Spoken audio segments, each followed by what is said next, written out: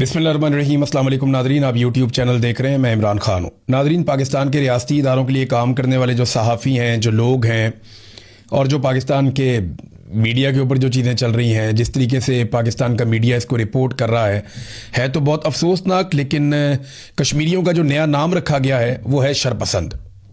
यानी जहाँ पे भी कश्मीरी कोई एहतजाज करते हैं, अपने हक़ के लिए बाहर निकलते हैं, पुरअमन रह के कोई आवाज़ उठाते हैं, वो कहा जाता है जी शरपसंद है और उन्हें शरपसंद करार दिया जाता है। ये नया नाम कश्मीरियों का रख दिया गया। इसी तरह ना पाकिस्तानियों के नाम बिगाड़े जाते हैं। इसी तरह से नाम बिगाड़ने के बाद उन्हें पहले बुरा कहा जाता है, फिर बुरा दिखाया जाता है, फिर प्रोपेगेंडा किया जाता है और फिर उनको मारा जाता है। यही काम बंगालियों के साथ किया गया, मुहाजिरों के साथ किया गया, बलोचों के साथ किया गया, पश्तूनों के साथ किया गया, कबाइलियों के साथ किया गया। आज कश्मीरियों के साथ किया जा रहा है। बचेगा कोई नहीं। बारी बारी सबकी बारी। पंजाब में बेशुमार लोगों के घरों के ऊपर धावा बोला जा चुका है पाकिस्तान की एजेंसियों और पुलिस की जानिब से। सीटीडी रोज़ाना की बुनियाद पे बंदे मार रही है मावराए कानून, और बेशुमार लोगों के साथ जुल्म और ज़्यादती हो रही है। हम ये होती हुई देख रहे हैं। आइंदा ये सिलसिला और बढ़ेगा, क्योंकि बारी बारी सबकी बारी। अगर पंजाब के लोगों को ये लगता है कि उनकी बारी नहीं आएगी तो मेरी बात लिख कर रख लें कि बारी बारी सबकी बारी। आपकी बारी ज़रूर आएगी। मेरी कोई और बात पूरी हो या ना हो, ये बात तो मुझे पूरा यकीन है कि बारी बारी सबकी बारी। जब तक पाकिस्तान में एस्टेब्लिशमेंट की बारी नहीं ना आएगी, जब तक इनका एहतसाब नहीं होगा और इनको जकड़बंदू नहीं डाला जाएगा, जब तक के जर्नैलों की कब्रों का एहतसाब नहीं होगा, जब तक कि इनको सियासत से उखेड़ के बाहर नहीं फेंका जाएगा, इनके कारोबार बंद नहीं करवाए जाएंगे, याद रखिएगा, तब तक बारी बारी सबकी बारी। जब तक मिलिट्री एस्टेब्लिशमेंट की बारी नहीं आएगी, तब तक बारी बारी सबकी बारी। पुरअमन रहकर कश्मीरी जो जिदोजहद कर रहे हैं, उससे एस्टेब्लिशमेंट को नुकसान हो रहा है। देखिए, रोज़ाना की बुनियाद पे क्रैकडाउन के नाम पर गोलियां बरसाई जा रही हैं। कभी एक आदमी शहीद हो जाता है, कभी दो, कभी तीन, और ये सिलसिला चलता चला जा रहा है। बहुत सारे लोग जो हैं वो बुलेट इंजरीज के साथ अस्पतालों में पड़े हैं। कई लोग जो हैं वो अस्पतालों से डिस्चार्ज हो गए। जख्मियों के ऊपर अस्पतालों में आकर लाठी चार्ज किया गया। ये सारी चीज़ें जब हम देखते हैं ना, जिस तरीके से मार कुटाई हो रही है, जो मनाजिर मैंने देखे हैं, तो इससे एक बात समझ आती है, और वो सादी बात यह है कि उकसाने की कोशिश की जा रही है। कश्मीरी अवाम को गुस्सा दिलाया जा रहा है। कश्मीरी अवाम को इश्तियाल दिलाने की कोशिश की जा रही है कि कुछ भी करके कश्मीरी अवाम कुछ ऐसा कर दें, कुछ ऐसा बड़ा कर दें, जिसके नतीजे में, या कोई फॉल्स फ्लैग ऑपरेशन का जवाब पैदा हो जाए, जिसके नतीजे में पूरे कश्मीर के अंदर फिर मनचाही कार्रवाइयाँ की जाएं। लेकिन कश्मीरी पुरअमन रहकर अभी तक ऐसा कोई मौका नहीं दे रहे। लेकिन ऐसा कोई भी इंसिडेंट हो गया, खुदा ना खास्ता, चाहे वो रियल हो, चाहे वो फॉल्स फ्लैग हो, फिर आप देखेंगे हमारे मीडिया के वो दोस्त जो आजकल शरपसंद का लफ्ज़ बड़े शौक से इस्तेमाल कर रहे हैं, वो बाद में ज़मीन आसमान के कलाबे में लाएंगे, उनके मुंह से झाग निकल रही होगी और वो बगावत के और गद्दारियों के वो फतवे बांट रहे होंगे। एक कश्मीरी मुहिब्बे वतन लोग हैं, पाकिस्तान से प्यार करने वाले लोग हैं, अपनी सरजमीन से प्यार करने वाले लोग हैं। उनके तमाम मुतालबात ही जायज़ हैं। फजलुर रहमान जैसे आदमी ने कहा असेंबली में खड़े होकर कि बताएं उनका कौन सा ऐसा मुतालबा है जो जायज़ नहीं है। मुतालबात तो उनके सारे जायज़ हैं, तो उनके मुतालबात मानने की बजाय उनको मार रहे हैं। और चंद तनख्वाहदार मुलाजमीन है जो अपनी ज़िद और हटदर्मी की वजह से या उसके चक्कर में पाकिस्तानियों और कश्मीरियों की कई दहाइयों की जो मेहनत है वो उस पर पानी फेर रहे हैं। कई दहाइयों तक हमने सब्र किया, तहम्मुल किया, मिलकर रहे, प्यार बांटा, मोहब्बत बांटी, एक तरह से हम सारे पल कर बड़े हुए, हमें फ़र्क ही नहीं था एक दूसरे से, लेकिन वो सारी मोहब्बत जो है ना वो मट्टी में मिला दी। चंद तनख्वाहदार लोग हैं, वो बंद कमरे में बैठ के फैसला करते हैं। उनकी ज़िद है, उनकी हटदर्मी है कि वो चीज़ें अपनी मर्ज़ी से करेंगे, और उनकी उस हटदर्मी ने हमारी कई दहाइयों की पाकिस्तानियों की मेहनत को ज़ाया किया है, और लगातार यही करते चले जा रहे हैं। मैं कश्मीर से आपको बहुत इंपॉर्टेंट चीज़ें रिपोर्ट करूंगा। देखें, जो सहाफ़ी हैं उनको भी धमकाया जा रहा है, जो वहाँ पे ह्यूमन राइट के एक्टिविस्ट हैं उनको धमकाया जा रहा है, जिस आदमी की आवाज़ थोड़ी बहुत सुनी जाती है उसको धमकाया जा रहा है। हर किसी के ऊपर गद्दारी का लेबल लगाया जा रहा है। आप ये करते करते पूरी कौम को ही गद्दार बना देंगे, जैसे आपने बलोचों को बना दिया गद्दार। आज सारे बलोच वो गद्दार समझे जाते हैं आप लोगों की नज़र में। इसी तरह बंगालियों को भी आपने सबको गद्दार बना दिया था, फिर जाके वहाँ माफ़िया मांगनी पड़ी। तो नाज़रीन, खैबर पख्तूनख्वा की सूरत हाल पे अब आ जाते हैं। खैबर पख्तूनख्वा की हुकूमत अदालत में गई है कि हमने बजट पेश करना है, तो हमारी काबीना ने भी ये फैसला किया है कि इमरान खान साहब से मुशावरत हमारी करवाई जाए। अब इस पे जो है वो अदालत ने कुछ एतराज़ात लगा दिए। अब एतराज़ात 3 दूर हो गए हैं, एक आधा एतराज़ रह गया है। 18 तारीख को दोबारा समाअत होगी, तो क्या ये बजट ऐसे ही लटकता जाएगा? मुजम्मल असलम ये कह रहे हैं कि तरक्याती बजट के हवाले से फैसला तब तक नहीं होगा जब तक कि इमरान खान साहब से मुलाकात नहीं होगी। देखिए, खैबर पख्तूनख्वा का जो तरक्याती बजट है ना, इसमें कटौती आज नहीं हो रही। 2024 में जब ये हुकूमत बनी, देखें 2022 में ये लोग आए थे, 2023 में इन्होंने पाकिस्तान की मईशत का जनाजा निकाल दिया था। 2024 में इमरान खान साहब को जेल में 2023 की एंड में डालने के बाद अगस्त में इन्होंने जेल में डाल दिया था, और 2024 में इन्होंने हुकूमत बना ली अपनी जाली। उस वक़्त से लेकर अब तक ये लगातार तरक्याती मंसूबे बंद करवाते आए। सबसे ज़्यादा मंसूबे मैंने आपको बताया था उस दौर में, एक वीलॉग करके 2024 में हुकूमत बनने के बाद जब पहला बजट आया था, कि खैबर पख्तूनख्वा के सबसे ज़्यादा तरक्याती मंसूबे बंद कर दिए गए। बहुत सारे डैम्स, बहुत सारी सड़कें, बहुत सारी यूनिवर्सिटीज़, बहुत सारे अस्पताल, सेहत के मंसूबे, तालीम के मंसूबे, इंफ्रास्ट्रक्चर के मंसूबे, मवासलात के मंसूबे और बेशुमार ऐसे मंसूबे जो खैबर पख्तूनख्वा को बहुत आगे ले जा सकते थे, वो मंसूबे बंद कर दिए गए। ये 2024 में हुआ। फिर 2025 में बाकी मंसूबे बंद कर दिए गए, और अब 2026 के बजट में जो तरक्याती मंसूबे इक्का दुक्का बचे थे, वो सारे ना सिर्फ बंद किए जा रहे हैं, बल्कि पाबंद किया जा रहा है कि आइंदा कोई तरक्याती मंसूबे ना बने। यानी है ना अजीबोगरीब बात। दावे करते हैं कि हम तरक्की कर रहे हैं, दावे करते हैं कि हम पाकिस्तान को आगे लेकर जा रहे हैं, लेकिन इनके अपने अदादो शुमार इनके अपने दावों की नफी करते हैं। शहबाज शरीफ की या फील्ड मार्शल आसिम मुनीर की आप तकरीर सुने या उनकी बात सुने तो आपको ऐसा लगेगा जैसे पाकिस्तान बहुत झंडे गाड़ रहा है, बहुत तरक्की कर रहा है और बहुत आगे जा रहा है, जबकि तरक्याती बजट ही खत्म कर दिया गया, तो तरक्की पाकिस्तान कैसे करेगा? हुकूमती अदादो शुमार और हुकूमती दावे जो हैं वो एक दूसरे से मैच नहीं करते। अदादो शुमार ये बताते हैं कि कर्जे हमने तारीखी नौयत के लिए हैं, लेवी हमने तारीखी नौयत की लगा दी है, गुर्बत आज पाकिस्तान में तारीखी नौयत की बढ़ चुकी है, बेरोज़गारी तारीखी नौयत की बढ़ चुकी है, महंगाई में तारीखी इजाफा हुआ है। ये आदादो शुमार सरकारी हैं जो बताते हैं। सरमायाकारी पाकिस्तान की तारीख में कम तरीन सतह के ऊपर जा रही है। तरक्याती बजट में तारीखी कटौती कर दी गई है। तजारती खसारा हमारा तारीखी नौयत का हो रहा है। पाकिस्तान में तारीखी नौयत का ब्रेन ड्रेन हो रहा है। बहुत बड़े पैमाने पर लोग पाकिस्तान को छोड़ छोड़ कर बाहर जा रहे हैं, और मनी लॉन्ड्रिंग भी तारीखी नौयत की हुई है। वज़ीर दाखिला के बकौल $100 अरब अभी हाल ही में पाकिस्तान से निकलकर बाहर चला गया। एक अरब डॉलर के लिए हम तरसते हैं, तड़पते हैं, लोगों से मांगते हैं, भीख मांगते हैं, लेकिन $100 अरब उसी मुल्क में से निकलकर वजीर दाखिला के बकौल पाकिस्तान से बाहर चला गया। फिर उसने कहा था कुछ लोगों को उल्टा लटकाएंगे तो पैसे वापस आ जाएंगे। उसके बाद पीपल्स पार्टी ने कॉपरेशन शुरू कर दी। फिर आपके सामने ये सारा कुछ जो हुआ, उन्हें गिलगित बल्तिस्तान में हुकूमत भी बनाकर दे दी गई है। ये खबरें नाज़रीन मीडिया में चली कि बैरिस्टर गौहर और सुहेल अफरीदी के हवाले से कि उनकी इमरान खान साहब से किसी की मुलाकात हुई, किसकी नहीं हुई। कोई कह रहा है सुहेल अफरीदी की हुई है, कोई कह रहा है बैरिस्टर गौहर की। वो लोग तरदीद कर रहे हैं जी हमारी मुलाकात नहीं हुई।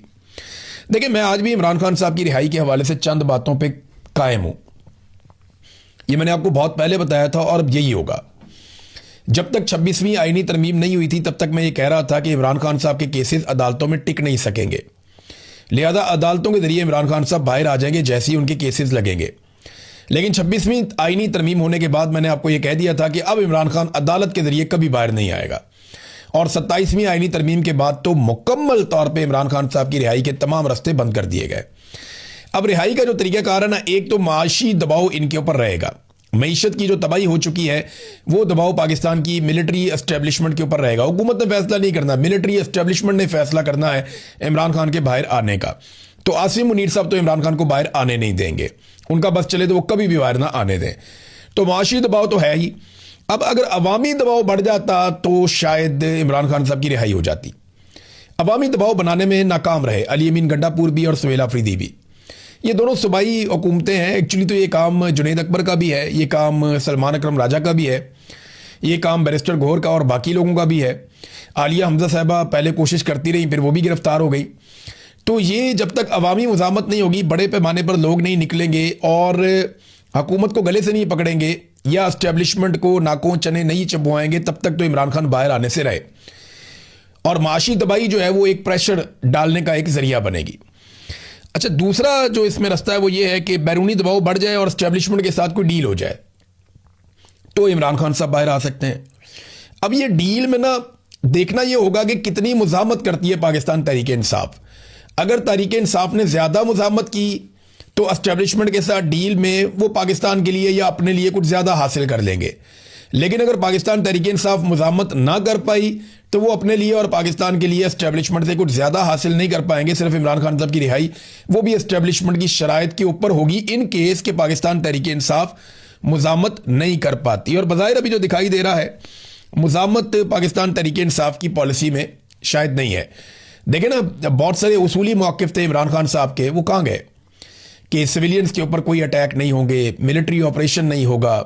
कुरम के अंदर जो है वो एक मरतबा फिर ड्रोन हमला हुआ मुबैना तौर पे, उसमें 4 लोग जाँ बहक हो गए, माँ बेटा 2 बच्चियाँ, लेकिन कोई मुकदमा दर्ज नहीं हुआ, कोई रोला नहीं पड़ा। बाद में पता चला कि जनाब ये कोई गोला आकर गिरा है, तो वो खबर जो है वो ड्रोन को बाद में गोले से कन्वर्ट कर दिया जाता है। पहले रिपोर्टर्स और मकामी लोग बताते हैं कि ड्रोन आया था, ये ड्रोन हमला था, लेकिन बाद में फिर ये दावा किया जाता नहीं ड्रोन नहीं था, ये कोई गोला आकर गिरा है। लेकिन जो भी आकर गिरा है पाकिस्तान की सिक्योरिटी फोर्सेज इसके लिए रिस्पॉन्सिबल है। बहुत सारे लोग पाकिस्तान में खैबर पख्तूनख्वा में ख़ास तौर पे बेघर हुए हैं और इन लोगों का कौन है पुरसाने हाल, कौन इनका ख्याल रखेगा। तो खैबर पख्तूनख्वा की हुकूमत के ऊपर एक दबाव तो ये है कि वो जो पॉलिसीज़ थी उनके ऊपर बिल्कुल भी वो काम नहीं कर रहे जो इमरान खान साहब ने कही हुई थी।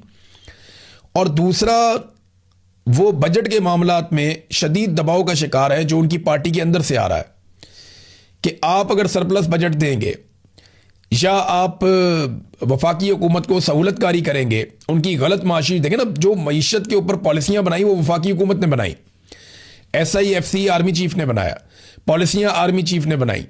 अब इन गलत पॉलिसियों की वजह से, वज़ीर ख़जाना आर्मी चीफ का है, वज़ीर दाखिला भी आर्मी चीफ का है, अब इन गलत पॉलिसियों की वजह से अगर पाकिस्तान की मईशत गिर रही है तो खैबर पख्तूनख्वा की हुकूमत की जिम्मेदारी तो नहीं है उस मईशत को उठाना। देखें, बुरा काम कर रही है वफाकी हुकूमत, सजा भुगतेंगे खैबर पख्तूनख्वा के लोग, तो ये तो गलत बात है। तो लोगों का बजट इनके हवाले कर देना ये एक ज्यादती है। और उसके अंदर वो डील भी क्या मांग रहे हैं कि इमरान खान साहब से हमारी मुलाकात हो जाए। यानी मामला यहां तक पहुंच गया कि जिस इमरान खान को ये आज़ाद करवाना चाहते थे, अब ये चाहते हैं कि इमरान खान से सिर्फ हमारी मुलाकात हो जाए। और वो तरलो मिनतों वाला मामला ही चल रहा है, कहते हैं जी हमारे साथ धोखा हो गया, कभी कहते हैं जी हमारे साथ ये हो गया। तो कश्मीर के मामले में नाज़रीन एक बात मैं आपको और बताना चाहता हूं कि अभी कुछ अर्सा पहले, 1 साल पहले, जब इंडिया पाकिस्तान की झड़पें हुई थी तो उसमें मई 2025 में, तो तब मुझे अच्छी तरह याद है कि जो जॉइंट अवामी एक्शन कमेटी के लोग थे ये सारे के सारे पाकिस्तानी फोर्सेस के साथ खड़े हुए थे इंडियन फोर्सेस के मुकाबले में। आज इन लोगों पे इल्ज़ाम लगाया जा रहा है कि ये इंडियन फोर्सेस के बंदे हैं, ये रॉ के एजेंट हैं और ये पाकिस्तान के गद्दार हैं और ये शरपसंद हैं, आज इन्हें ये कहा जा रहा है। लेकिन कल यही सारे लोग बॉर्डरों पे गए थे और जाकर पाकिस्तानी फ़ौज की हौसला अफजाई की थी। तब शहबाज शरीफ बॉर्डर पे नहीं गया था, फैसल राठौर बॉर्डर पे नहीं गया था, बिलावल बॉर्डर पे नहीं गया था, बाकी लोग बॉर्डर पे नहीं गए थे, लेकिन जॉइंट अवामी एक्शन कमेटी के लोग बॉर्डर पे गए थे। सरहदों पे जाकर लाइन ऑफ कंट्रोल पे इन्होंने फौजियों की हौसला अफजाई की थी। तो ये लोग तो पाकिस्तानी फौज का साथ दे रहे थे जब इंडियन फौज के साथ लड़ाई हुई, और उस वक्त कोई और सियासतदान आपको बॉर्डर पे नजर नहीं आ रहा था। तो आज कहा जा रहा है कि जनाब ये सारे गद्दार हो गए, शरपसंद हो गए। तो अफसोस होता है बेचारे, मुझे रब्ता करते हैं इनके लोग, वो कहते हैं जी हमें सबसे बड़ा दुख इस बात का है कि हम कश्मीरियों ने सारी जिंदगी वफादारी दिखाई लेकिन हमें शरपसंद का खिताब मिला है और हमें इस बात का हमेशा दुख रहेगा। नाजरीन, जस्टिस डोगर ने एक और रिकॉर्ड कायम कर दिया है। जस्टिस डोगर के बेटे की शादी हुई तो जजेस का कोड ऑफ कंडक्ट भी होता है ना एक, और एक सुप्रीम जुडिशियल काउंसिल का ज़ाब्ता इखलाक भी है। और ये ज़ाब्ता इखलाक कहता है कि जो जजेस हैं वो ज़्यादा सियासतदानों के साथ मेल जोल नहीं बढ़ाएंगे। लेकिन उनके बेटे की शादी में जो है वो सियासतदानों को दावत दी गई, हत्ता कि पाकिस्तान तहरीक इंसाफ के सियासतदान भी पहुंचे हुए थे। ज़ाती ताल्लुकात भी हो सकते हैं लतीफ़ खोसा और आमिर डोगर साहब के, डोगर बरादरी भी है ना, तो सरफराज डोगर, आमिर डोगर। लेकिन अगर ज़ाती ताल्लुकात हैं तो वो इमरान खान साहब को कम से कम इंसाफ ही ले दें। फेवर तो कोई नहीं मांग रहे, इमरान खान साहब तो सिर्फ इंसाफ मांग रहे हैं, मेरा केस ही लगा दो। 1.5 साल से केस नहीं लग रहा, 1.5 साल हो गया केस नहीं लग रहा। उनके बेटे के वलीमे में शादी में शिरकत के लिए ये लोग गए थे। तो ये भी एक कोड ऑफ कंडक्ट की खिलाफ वर्जी है। जो कोर्ट रिपोर्टर्स हैं वो इसके ऊपर बेचारे आवाज़ उठा रहे हैं। कोर्ट रिपोर्टर्स को उठा के बाहर निकाल दिया। सुप्रीम कोर्ट ऑफ पाकिस्तान से भी आहिस्ता आहिस्ता हर जगह से बाहर निकलेंगे। और ये वो कोर्ट रिपोर्टर्स हैं जो माजी में यानी वो ये दावे करते रहे हैं और बड़ा जजेस के बारे में बड़ी आवाज़ उठाते रहे हैं, बड़ी कोशिश करते रहे हैं। अब मुझे ना ये मैंने एक बात बहुत पहले कही थी कि बारी बारी सबकी बारी, मैंने अभी इस वीलॉग में भी कही है। तो ये जितने हमारे जर्नलिस्ट हैं ना जिन्हें लगता है कि इनकी बारी कभी नहीं आएगी, तो याद रखिएगा इन सब की बारी आएगी। काशिफ अब्बासी साहब मुझे एक दौर में कहा करते थे कि यार ज़रा हाथ थौला रख, और ख़ुद उनका प्रोग्राम बंद पड़ा हुआ है पिछले कई महीनों से। तो बारी बारी सबकी बारी, हाथ थौला रखें या हाथ तगड़ा रखें, कुछ भी करें, जब तक आप बादशाह सलामत की दिन रात चापलूसी नहीं करेंगे तब तक आपकी नौकरी को खतरा रहेगा, और बारी बारी सबकी बारी आएगी। सीटीडी नादरीन कत्लेआम करने वाली एक मशीन बनी हुई है उनके अफसरान को सॉफ्ट इमेज दिखाने के लिए, क्योंकि हार्ड स्टेट तो पाकिस्तान बन गया है, बंदे मारना तो पाकिस्तान में मसला ही कोई नहीं है। सॉफ्ट इमेज दिखाने के लिए उनके अफसरान को कोट पैंट टाई पहना के जो है वो बिठा दिया गया, क्योंकि ऑस्ट्रेलिया के वज़ीर आज़म ने भी मुतालबा किया कि जनाब हमारे शहरी वहाँ पे आए हुए थे, वहाँ गोलियाँ मार के सड़क पे कत्ल कर दिया, ये तो बड़ा नामुनासिब है। 2 बंदों को गोलियाँ लगी हुई हैं, एक 9 साल की बच्ची शहीद हो गई है। अब ये ऑस्ट्रेलियन ना होते तो सोचे क्या होता। ऑस्ट्रेलियन ना होते ना तो जो मकतूलीन है ना उनके ख़ानदान वाले कह रहे होते कि अच्छी खासी पुलिस की गोली जा रही थी, मकतूल भाग के गोली के आगे आ गया, मकतूल का कसूर है। या उनसे प्रेस कॉन्फ्रेंस करवा दी जाती कि मकतूल जराइम पेशा था और शुरू से यही चीज़ें करता था। यानी यहाँ पे इस लेवल पे दबाव डाला जाता है, इंसाफ नाम की तो चीज़ ही कोई नहीं है। तो सीसीडी जो है देखिए ना, ये चट्टा साहब को सोचना चाहिए जिन्हें हेड बनाया गया सीसीडी का, उन्होंने ये सारा डिज़ाइन किया हुआ मामला कत्लेआम का। मैंने आपको बताया ना कि एक रात को अदालत लगती है 12 बजे, वहाँ बैठा हुआ एक आदमी ये फैसला करता है कि कौन जिंदा रहेगा और कौन नहीं रहेगा, और उस आदमी का अपना बैकग्राउंड करप्ट है, उसके ऊपर करप्शन के सीरियस एलिगेशंस हैं। और वो जो आदमी जो रात को बैठ के ये फैसला करता है 12 बजे कि किसको कत्ल करना है और किसको जिंदा रखना है, उसका कोई जुडिशरी का बैकग्राउंड नहीं है। उसे नहीं पता कि कानून और इंसाफ और जजेस कैसे काम करते हैं, जुडिशरी कैसे काम करती है। जैसे मिलिट्री कोर्ट गलत है, वैसे ये वाली जो अदालत लगाई जाती है, मैं आपको बार बार कह रहा हूं कि एक अदालत लगती है जहां पे ये फैसला करते हैं कि इसको मार दो और इसको छोड़ दो। तो आज नहीं तो कल ये कत्ल तो गले पड़ेंगे, और जवाब तो चट्टा साहब आपको देना पड़ेगा, और आपसे जवाब इस जहान में भी आपको देना पड़ेगा। अगले जहान में भी कितने ही लोग आपका गिरेबान पकड़ेंगे, क्योंकि बेशुमार तो फिर इसके अंदर बेगुनाह भी मारे जाएंगे। तो फिर आप एक एक कत्ल का आपको जवाब देना पड़ेगा। लग पता जाएगा आपको, बल्कि हर जालिम को लग पता जाएगा जिसने जुल्म किया होगा। नादरीन, अब जरा इंटरनेशनल खबरों की तरफ चले जाते हैं। अमेरिका की जानिब से डोनाल्ड ट्रंप ने और जेडी वेंस जो उनके वाइस प्रेसिडेंट हैं, उन्होंने दस्तखत किए मुआहदे के ऊपर जो MOU साइन हुआ ईरान के साथ, जबकि ईरान की जानिब से उनके स्पीकर ने बाकर कालीबाफ ने MOU के ऊपर दस्तखत किए हैं। हालिया तारीख में अमेरिका की सबसे बड़ी वाज़ेह शिकस्त है ये, और इसकी सियासी कीमत डोनाल्ड ट्रंप को ज़रूर चुकानी पड़ेगी, जो मर्जी कर ले वो। आपने हुर्मुज़ को खुलवाना ये का कामयाबी है, जंग से पहले भी खुली थी। ईरान एटमी तजर्बा ना करे, वो तो आयतुल्लाह अली खामनाई ने फतवा दिया हुआ था, और उन्होंने तो करना ही नहीं था। अगर इन 2 शराइत पे अमेरिका अपनी बहुत बड़ी कामयाबी समझ रहा है, तो ये कामयाबी तो बगैर जंग के भी अमेरिका के पास थी कि आपने हुर्मुज़ भी खुली हुई थी, ईरान एटमी धमाका भी नहीं कर रहा था। ये 2 कामयाबियां इस जंग से पहले, यानी 28 फरवरी को अमेरिका ने अटैक किया ईरान के ऊपर, उससे पहले आपने हुर्मुज़ खुली हुई थी, और ईरानी सुप्रीम लीडर का फतवा मौजूद था कि हम कभी भी एटमी धमाका नहीं करेंगे। तो ये दोनों चीज़ें तो पहले भी अमेरिका के पास थी। तो अब उन्होंने क्या हासिल किया, यानी इसे कामयाबी समझना अमेरिकन नहीं समझेंगे, अमेरिकन बेवकूफ़ नहीं है, अमेरिकन इसकी मुखालफत करेंगे।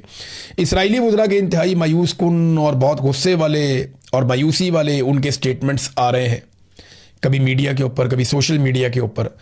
तो इसराइल इसको एक नाकामी समझ रहा है, इस मुआहदे को। उनके अहदाफ हासिल नहीं हुए, बल्कि उल्टा इसके अंदर जो है वो ईरान का फ़ायदा हो गया। देखें, बजाय इसके कि ये ईरान से ये करवाते कि वो हमास की, हिजबुल्लाह की और हौसियों की सपोर्ट ना करे, उल्टा ये हुआ कि इसराइल को बाउंड किया गया कि वो इन लोगों के ऊपर या तंजीमों के ऊपर अटैक ना करे। तो जहाँ पे आप डट जाते हैं ना, खड़े हो जाते हैं, आप लड़ाई लड़ते हैं, आप मुकाबला करते हैं, वहाँ पे फिर चीज़ें आपके हक में बदलती हैं। तो ईरान ना अल्टीमेटली इस लड़ाई का फातह बना है। अब अरब ममालिक के ऊपर ये एक बड़ी जिम्मेदारी आ जाती है क्योंकि उनका एक बड़ा इम्तिहान होगा कि वो बैलेंस कैसे क्रिएट करते हैं इस रीजन में। इस पे बात करेंगे किसी दिन। अब तक के लिए इतने, अपना ख्याल रखिएगा, अपने इस चैनल का भी। अल्लाह हाफ़िज़।